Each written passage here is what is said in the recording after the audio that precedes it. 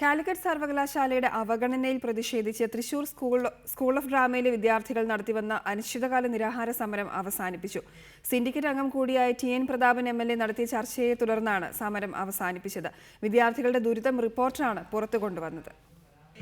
ഹോസ്റ്റലിന്റെ ശോച്യാവസ്ഥ, drama theatre നവീകരണം, അധ്യാപകരുടെ അഭാവം തുടങ്ങി നിരവധി പ്രശ്നങ്ങളാണ് കാലിക്കറ്റ് സർവകലാശാലയ്ക്ക് കീഴിലുള്ള അരനാട്ടുകര ജോൺ മത്തായി സെന്ററിലെ സ്കൂൾ ഓഫ് ഡ്രാമ വിദ്യാർത്ഥികൾ നേരിട്ടത്. നിവേദനങ്ങൾ നൽകി മടുത്താണ് വിദ്യാർത്ഥികൾ നിരാഹാര സമരത്തിലേക്ക് കടന്നത്. 3 ദിവസമായി സ്റ്റുഡൻസ് യൂണിയൻ സെക്രട്ടറി സുരേഷായിരുന്നു നിരാഹാരം അനുഷ്ഠിച്ചിരുന്നത്.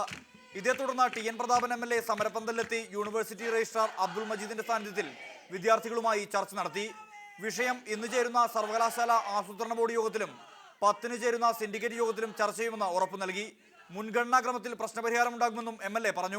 ഈ പറഞ്ഞ പ്രയോറിറ്റി എല്ലാം ഒരുമിച്ചല്ല, പ്രയോറിറ്റി ബേസിൽ യൂണിവേഴ്സിറ്റിയിലെ സ്റ്റാറ്റ്യൂട്ടും റൂൾസിൻ്റെ ഉള്ളിൽ നിന്നുകൊണ്ട് പ്രയോറിറ്റി ബേസിൽ പരമാവധി കാര്യങ്ങൾ വേഗത്തിൽ ചെയ്യാൻ വേണ്ടി 18-ാം തീയതി സിൻഡിക്കേറ്റിൽ തന്നെ തീരുമാനമെടുക്കും.